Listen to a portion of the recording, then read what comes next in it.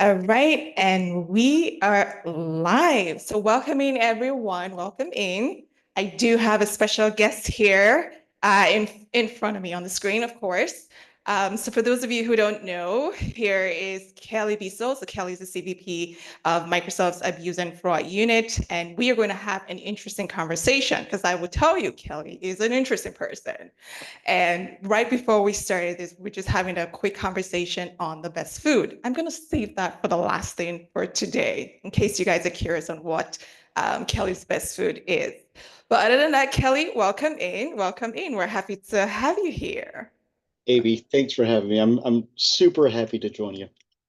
Awesome. So, Kelly, one of the things that we tend to see with cybersecurity leaders is we just see their title. We don't know who they are. So how did you get started in cybersecurity and to where you are today? Well, gosh, I sort of fell into it actually. I mean, I was working for the phone company at the time and building internet access for people to dial up. That shows you how old I am. And that was the birth of the internet, basically. And I was managing one of the switches and I noticed that someone was logged in and I traced them back and they were from Romania. And at that point, they were just trying to get free long distance, I think. But that's where I thought, wow, this is interesting. Cybersecurity might be a new thing for me. And I was a little naive, maybe. I thought I was going to solve this in 2 and 3 years, and then I would figure something else to do in IT. But here I am, 30 years later, still working on making the world a little safer against fraud and scams and nation states and things like that. That's no small thing, Kelly. That's no small thing. For those of you who are listening, this is Kelly just pretty much simplified a very important task. Very, very important task. And protecting a brand like Microsoft is no small feat at all. And so, Kelly, walk us through what's a typical day like for you? Well, look, my typical day is pretty widespread because the way I think about fraud and product abuse that happens not only to Microsoft but happens to our customers is really around five things. I payment fraud, which is everything you buy at Microsoft, whether it's a PC or Windows or Office or an Xbox game or LinkedIn account, goes through a payment process like a credit card. And so payment fraud is big. That's one. The second one is around tech support fraud. I mean, who hasn't gotten a text message saying, hey, it's Microsoft here to fix your PC, or an email saying that? And that is really a scammer trying to pretend like Microsoft to take over your PC and do bad things. The third thing I do is how do I secure the cloud from a bunch of crypto mining activities and bad stuff like account takeovers? And then the same thing around deep fakes within Teams, a video conferencing tool. And so there's a bunch of other things that I'm doing. So every day I wake up and I know I have another set of challenges or problems I need to solve so I can make the world a little safer. That's it. Every day. Every day is something Every new day. and exciting. Something new, exciting, and fresh. Love it. And Kelly, so it sounds like your job is multifaceted, right? And I would imagine that on a day-to-day basis, you happen to be in positions where you're under pressure. So how do you manage all of that and still have time to be able to, spend time with family and do the things that you want to do? Yeah. Look, I've learned this maybe the hard way that any company that you work for will take every minute you allow them to take. You could work 24 hours and they'll let you do it. But for me, I had to put some structure around what I did.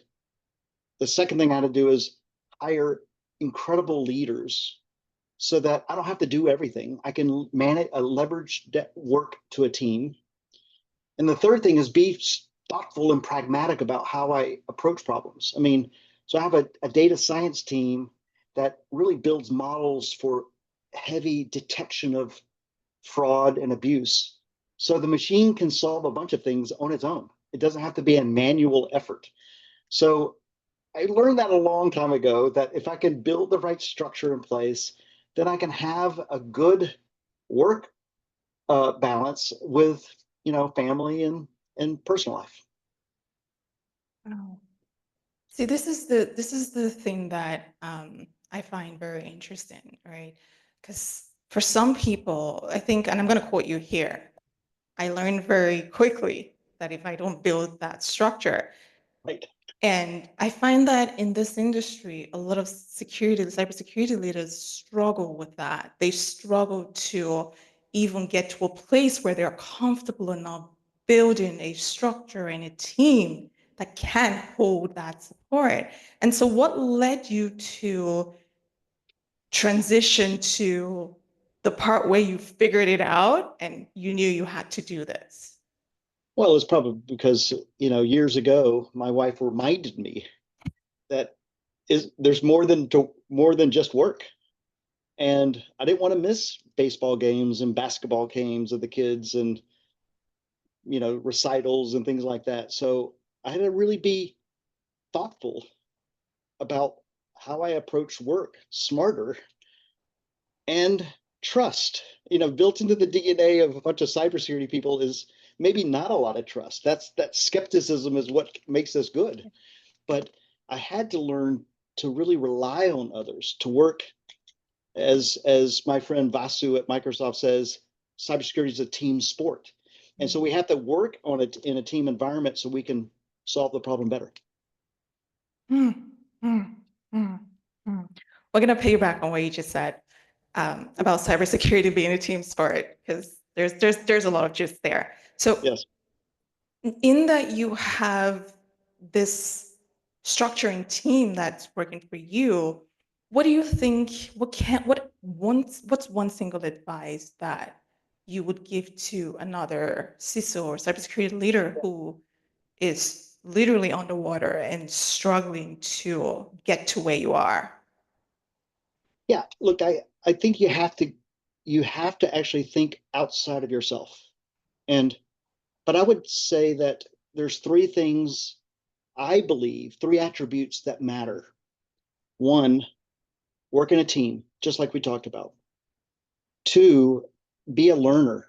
Don't think, Mm, even though you might have been in cybersecurity for 30 years like me, every day I learn something new.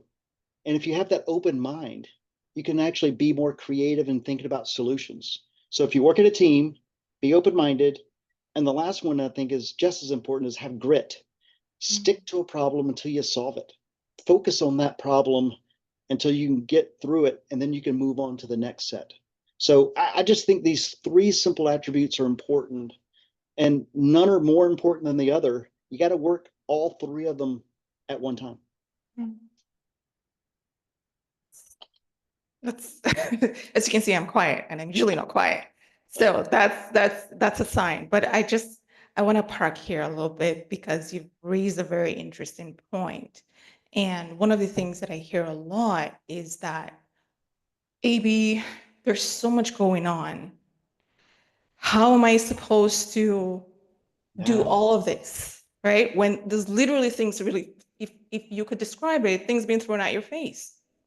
Not only that, right? You have limited budget. There's only so much people are going to pay you and pay for your security. Yes. And so you're expected to be Superman, deal with everything that's coming a lot. I actually disagree with that. Oh, let's hear it. Okay, look, and maybe this is part of the scars that I've had in the past, Mm, but I have, maybe 15 years ago, decided that I can do what I can do and not. And so I made a really conscious choice to say, here's the problem all around. Here's what I can solve for and what I can't solve for.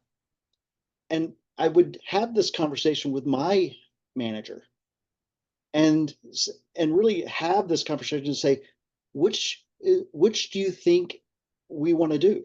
Because I can't solve everything. Here's what I think we should do, and here's what we're going to leave at risk. And if you want me to solve the extra, then we're going to have to either hire more people, provide more technology resources, or something else. So really, we're about managing risk, not eliminating all risk. So we work on the most important things first and know that we can't solve everything. So having that full awareness is the most important thing, I believe, and the communication with the stakeholders so that we know what we're doing and what we're not doing. And then it kind of frees you because then you say, hey, everybody's on board. I'm only doing these 4 things, not the 10 things.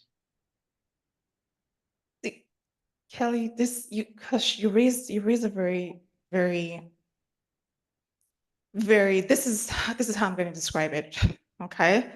I like creativity too, just like you. So there's this elephant in the room that Yep. most people cannot articulate, which you have managed to articulate and use it to your advantage. And it's getting to a place, one of it is getting to a place where you actually feel comfortable talking to your stakeholders about we manage risk. We do not eliminate risk. Right. And I think it's important that we highlight that because there's a lot, yes, of leaders that don't have that. Well, that's right. So look, if we eliminated all risk, the company would be Fort Knox, but it would be very painful for customers. So that is not the goal. The goal is with our risk tolerance, which is really money, balancing money of you spend and money that is at risk or pain for customers, then you can say, okay, these are the most important things today, and I'm going to allow these other things at risk. And then once I tackle the first 4, then I'll get the next 2 and the next 2 and the next 2. And I can chip away at that because you know the saying, how do you eat an elephant? One bite at a time. One by Right. one. So Yeah, you just have to make the choices. absolutely. I agree. I agree. And just to kind of circle back around this is the aspect of, yes, having that mindset, but also understanding and communicating that to your team as well. Because Yes. I'm very curious, and I think a lot of people listening right now will be curious into how you embody that to your team to be able to pretty much follow the vision that you have for the division or unit. Yeah. Well, so one part of the communication that we just talked about is how do you communicate to your boss? Mm, So you tell them, here's what I can and cannot do, that balancing risk and cost. The other side is working with the team. Almost never do I tell the team what to do. Almost never. I sort of get in the team room with them and say, okay, what do we want to tackle? And why is it important?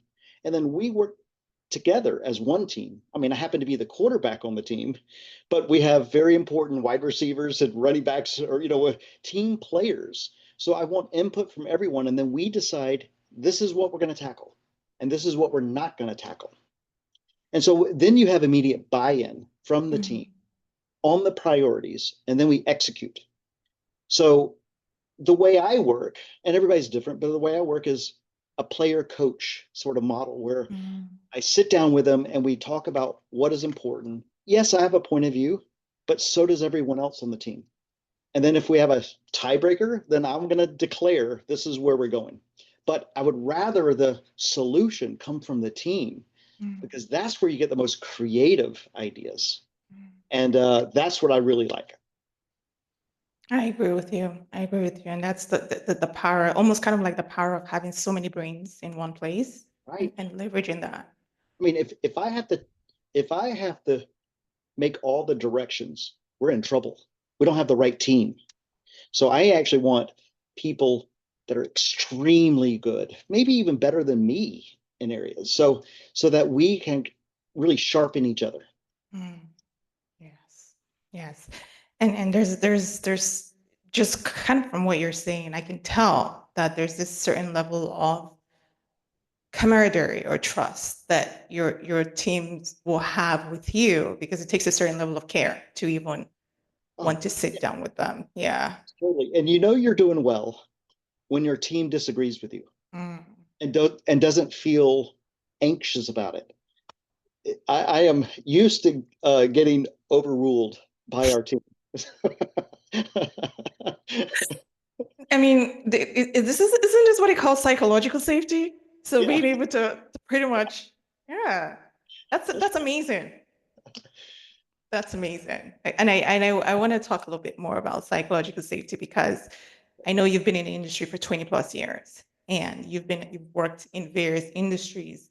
How did you ever experience a point in your career where you did not feel safe enough in your role? And what was that like? yeah. Look, I have, and I think most people have, and I believe it's really comes out of two things: the culture of that organization that you're working in, and your direct supervisor, your manager, and this is where I think is as important choosing a job as it is choosing who you work for and who you don't work for.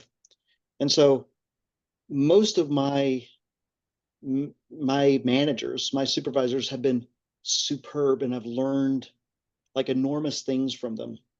Who many of them I still talk with, even though we don't work together. But some of them I knew what not to emulate and who I did not want to work for. So I think it's important for everyone to think about who you want to lead, who you want to follow, and why. And what do you want to learn from that relationship? That's so interesting that you mentioned that because I was having a similar conversation like this, and he said exactly what you said. And he said, if you don't see that, run. That's pretty much what he said. Like run. Yep. And it's a theme. And I could tell this is from years of experience of being on the opposite end. I'm guessing is that for you too as well? Yeah, for me, I feel lucky. Just only a handful of disappointing leaders, but they're still fresh in my mind. And I even reflected, gosh, 20 years ago, who do I, who should I be for my team? What is my responsibility to the team?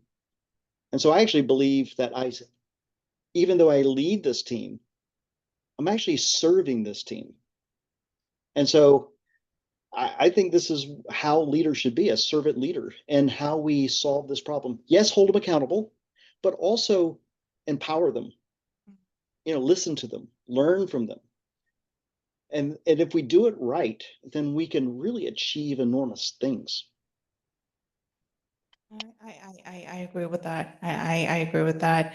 And from what I'm hearing from you, let's take a step back because let's take a step back. I'm so curious right now. Have you experienced something throughout your years of leadership that really shaped your perspective Mm, yeah. or that caused it almost kind of like you couldn't sleep at night and you're like, never again? Yeah, I tend to remember those, but really focus on what I learned from really great leaders. Um, there have been times where I wake up at 3 o'clock in the morning saying, this is not a good cultural group to be part of. And then I create an action plan to either try to improve it, and have a really clear conversation with that leader, or I move to a different role because we can vote with our feet.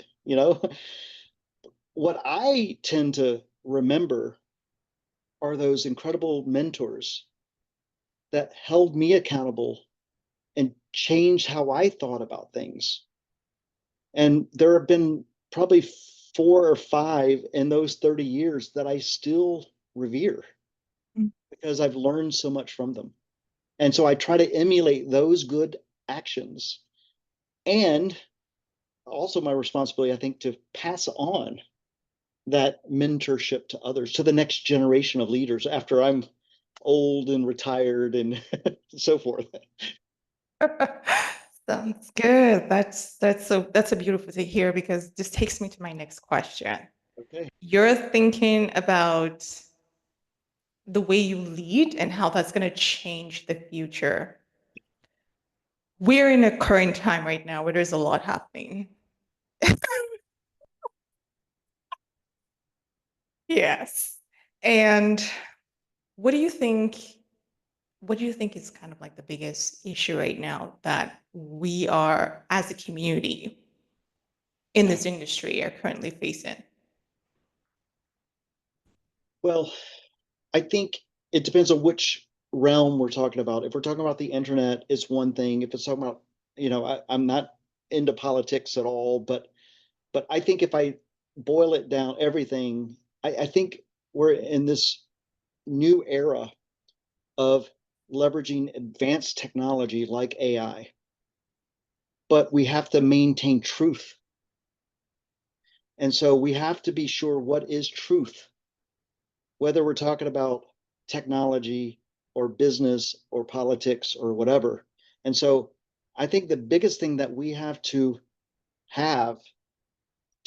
really move to the next era is maintaining truth and safety, I would say. And this is where I love my job, and that my job is to make the world a little safer from scams and fraud and technology abuse. And so, in some small way, I feel like every day I get to make it just a little bit better, just a little bit better. And that gives me a little comfort that I'm doing good in the world. Yeah, beautiful. And part of doing good things in the world, I think a lot of people will be interested in this, is when a bad thing happens, when you see a scam that's really taking people's money, or there's a high priority incident, how do you stay grounded? Yeah. Well, first thing, I think we have to give the victim a chance to report it and to pursue justice. And and so this is where, for many, many, many years, the FBI has run this thing called IC3, this scam complaint center. And then the more things that are reported, and we work with them, and so do other tech companies and banks and so forth. And when we find these scams, we don't just acknowledge it, we pursue them to try to recoup the money that's been taken to get it back to victims. And so my suggestion as someone who's for everyone is, one, be aware of the scams. Two, slow down and think before you click on the button or you wire money to somewhere. Is this legitimate or not? So do your homework a little bit. And God forbid, if you are a victim of scams, then report it so we can figure out, how do we stop this from happening again? And so I think if everybody just thinks about that thing, that flow, then I think the world could be better. Pretty much it starts with the person, starts with Yeah, the human. with a human. And so I do think we should all have this higher level of skepticism. Hey, is this true? Is this real? Does it sound good, too good to be true? And I think if you slow down and think, then maybe you could be safer. Mm. Yes, yes, because oftentimes within the milliseconds that you panic, you can save yourself. Well, And that's right. Because remember, the fraudster, the scammer, are trying to get you to not think. They're actually saying, hey, you got to click now, click now, click now. And so they're actually trying to stop you from thinking. And so I just think it's best to slow down, take a breath, think about it before you click. yes, slow down, take a breath, think about it before you click. I hope you guys heard that. We're, we're gonna hold Kelly to his words right now. Yes. So um, let's take a step back, and because we've talked about a lot, right? I'm very curious, and I think a lot of people will be curious here, is how has been in cybersecurity and in tech as a whole, but cybersecurity primarily, how has it shaped your life? Oh, I believe it's had a direct impact on my life, where And in a few ways. I mean, one is I think it's shown me all the bad side of the world. So there was this French philosopher, his name is Paul Virilio. He used to say, with every innovation comes the good and the bad. We didn't have the shipwreck until we invented the ship. And so I got to sort of learn for every new innovation in tech that comes, there comes incredible value to the world, like the internet or mobile devices or cloud or whatever. But there's also another side of that coin where bad people will use it to their advantage and steal from, regular people. And that's wrong. So what shaped me is awareness and my focus on serving the world to make them a little safer. So that's been my sort of mission since I fell into this cybersecurity world 30 years ago. And I hope to look back, when I retire at some point, and my legacy is I did good in the world to make it a little bit better. Yeah. It's almost kind of like it, it sounds like it feels more like a life mission to you. So it's not just, the scams and the protection, but it's you feel like you're actually making the world safer and you're making Yeah, people's life safer. maybe, and look, this might be me, where next to my faith, next to my family, this is what I was called to do. And so that's why I've spent 30 years working on it, and actually gotten a lot of joy out of really learning new things and then solving some really bad problems again to make that world safer. And I would say this is the fourth time I'm hearing the phrase, you've got to enjoy it. And so it kind of brings me to like passion there. So talk to me a little bit more about that, because let me just kind of set the stage for Yeah. you.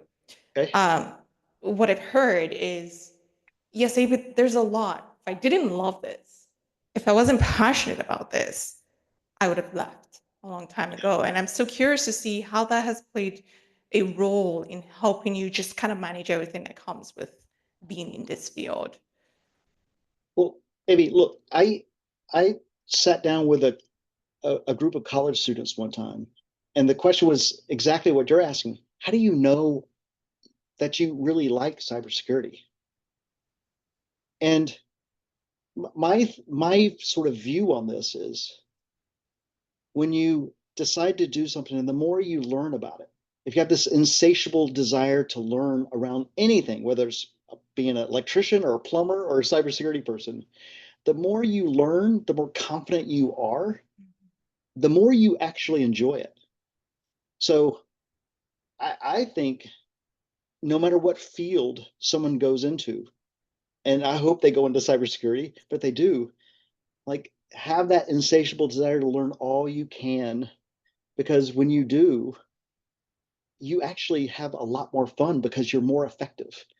And so you become the Michael Jordan of cybersecurity, or the whatever sort of analogy you want to give.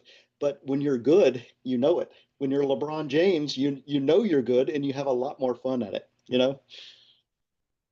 I agree. I agree. I agree. I'm not And LeBron James of cyber, just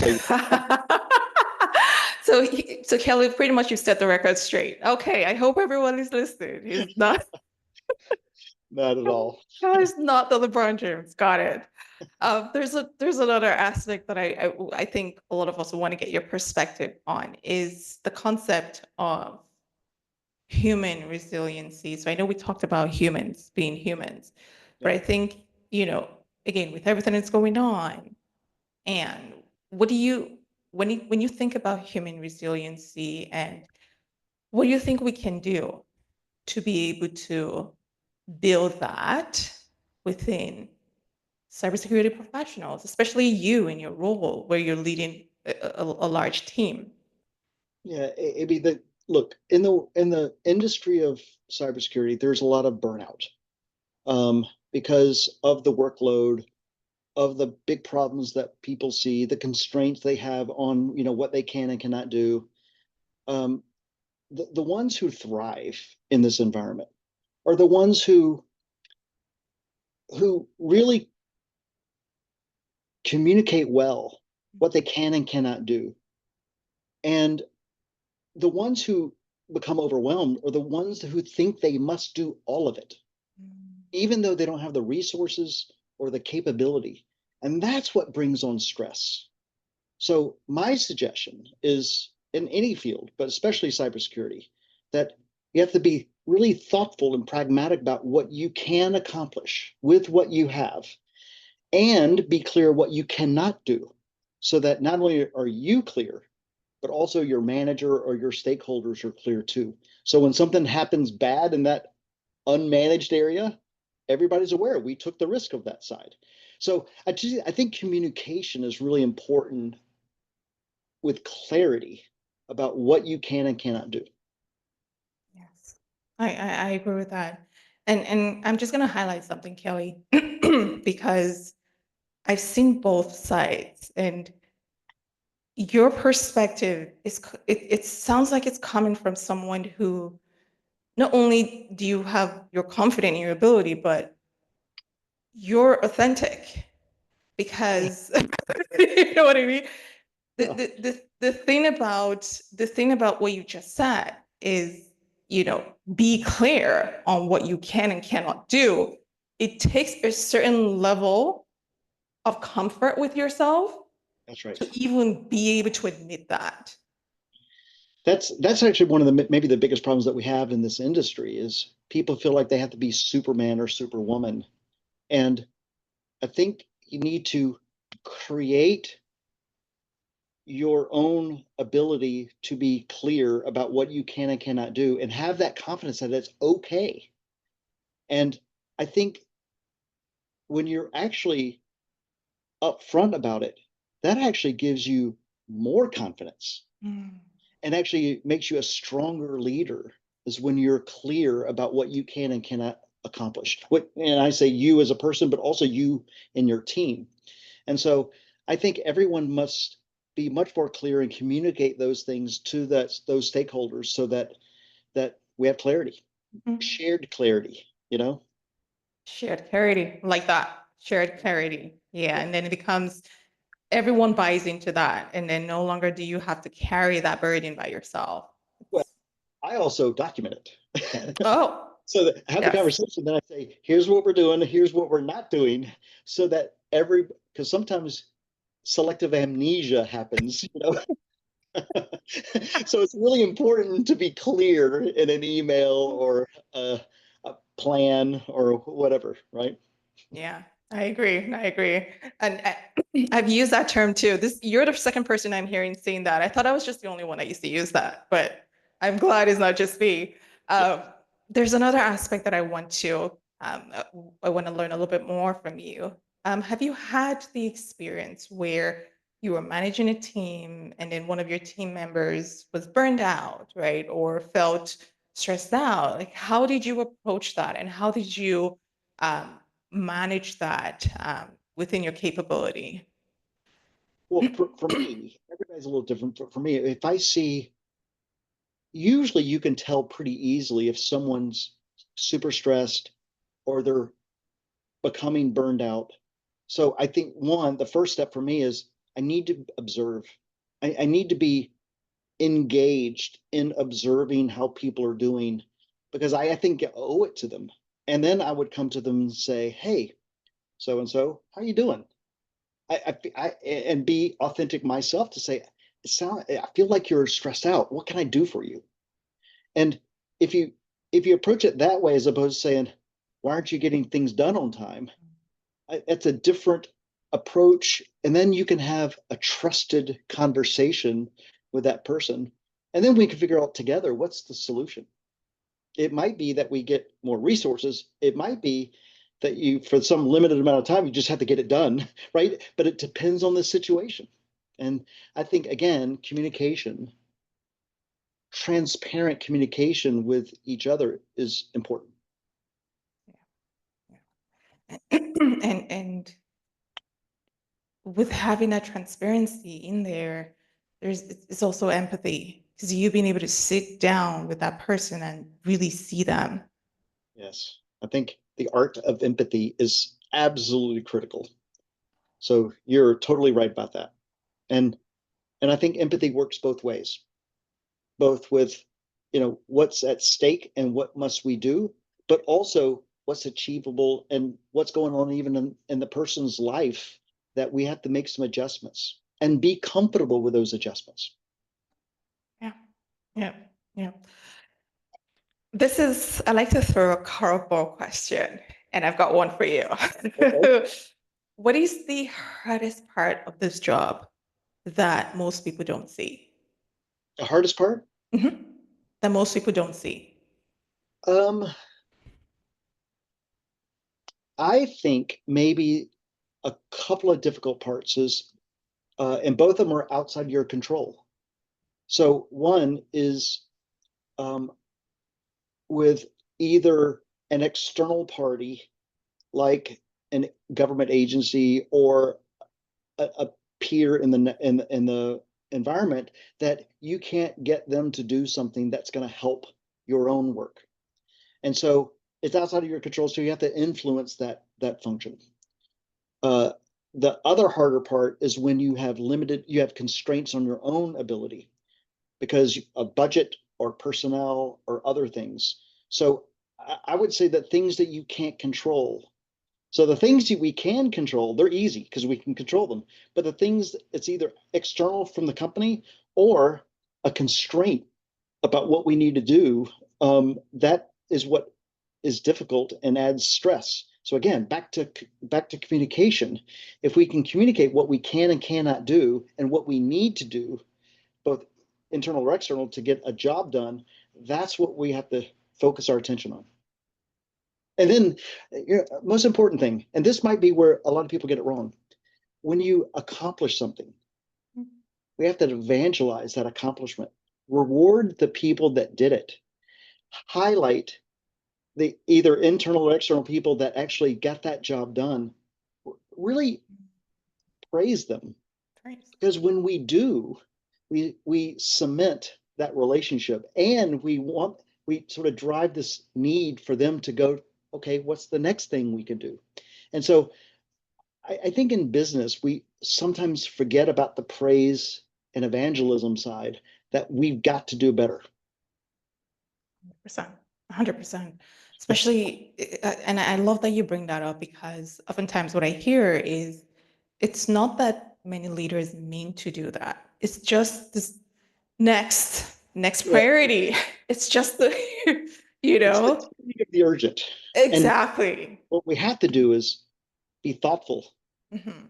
about why is this important? I mean, because if we do praise and evangelize, we actually get the best production out of people. And when you reward people in this way, it actually takes stress off of them.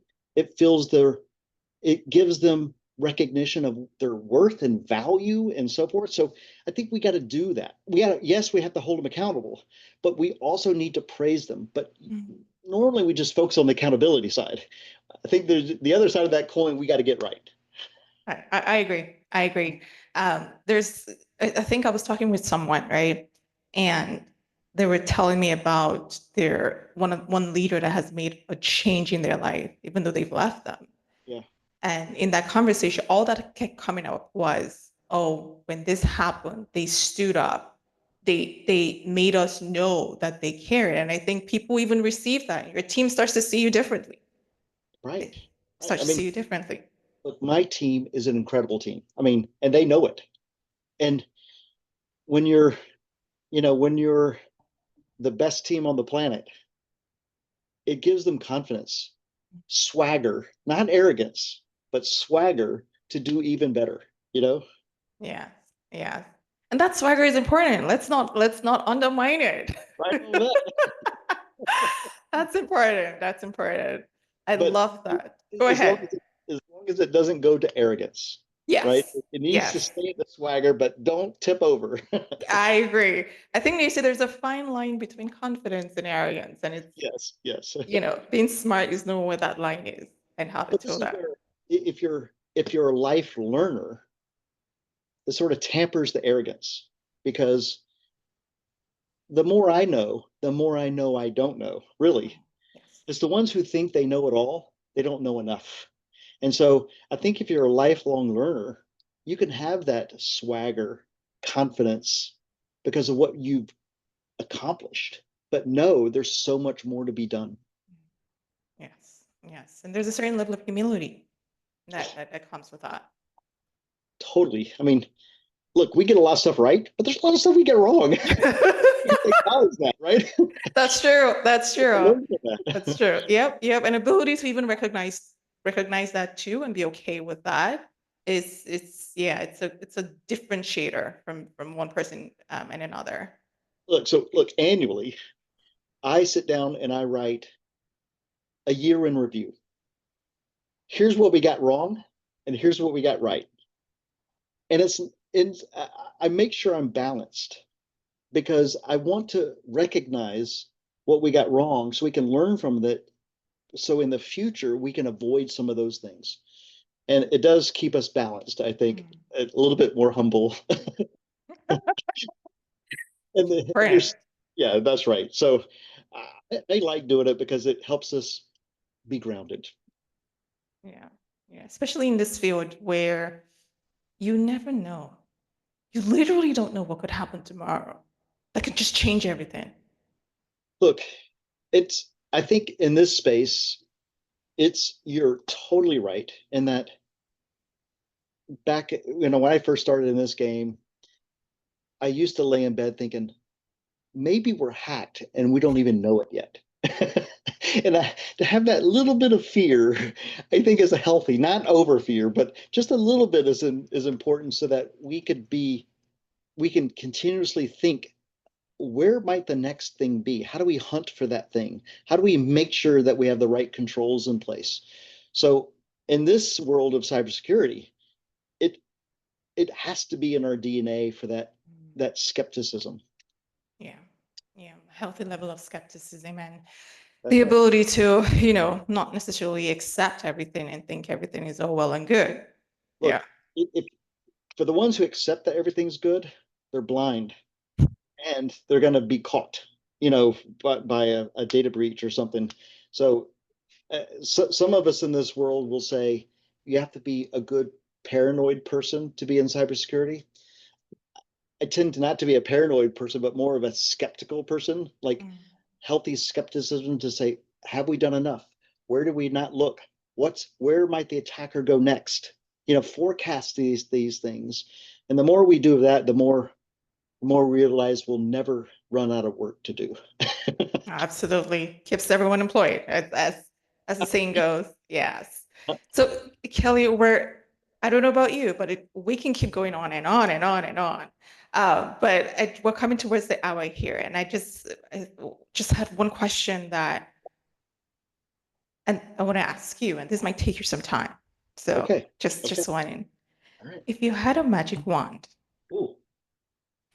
and you wanted to fix one problem in cybersecurity, one problem, what would that be? Oh, and I can only fix one thing with one wave of that wand. Is that right? That is correct. Maybe. Okay, you're asking really hard questions now because I need 10 wands, you know? Um, uh, I would say I could have access to all data on the planet, Mm. all data. Because if I could do that, then I can actually detect anomalous behavior. I can do all kinds of things, but that would be really hard to do. If I could wave that wand, that would be it, I think. So what do we call that? Um, data, data owner man? What is? Here's what I would call it. Just thinking off the top of my head, we have data lakes. Ah, This is what I call the data globe. data globe. Got it. Got it. No, but I agree with you. I agree with you. I think at the end of the day, we're in the business of protecting data. And if we had a way to be able to control how that moves and how that's used, it's going to save a lot of stress. I agree. But I also agree with privacy law. So That's true. That's true. Yeah, we definitely have to, make sure we're respecting people's privacy. I hope everyone heard that on the call. that's right. Um, I'm a big believer in privacy. So yeah, I agree. I agree. Kelly, this was fantastic. Did you have any final notes that you wanted to share with the audience before we close out today's session? look, here, first of all, thanks for letting me have this last bit, AB. My thing is, in my 30 years, I've never been more excited about this next era of technology, of what it could be. I mean, forget all the hype of AI, working on this for quite a while. I know what it can do to improve lives of people around the world, both from farmers to scientists. And I'm excited about what this can be. So, for any listener that's trying to figure out if they want to get in the cybersecurity space, there's never a better time than now. Even when I started at the birth of the internet. So, I'm excited about the next generation of cyber leaders and what you're going to be able to do to improve the lives of everybody around the world. So that's my last thought. Amazing, amazing. Ladies and gentlemen, Kelly. Kelly, thank you so much for joining us today. For those of you who are watching this, if you have any questions, Kelly's details are going to be placed in the description box. So Kelly, is it okay if they reach out Yeah, to you? for Okay, sure. perfect. So feel free to reach out to Kelly if you have any questions. Kelly, can you stay on, please? But other than that, ladies and gentlemen, I will see you in the next episode. Bye.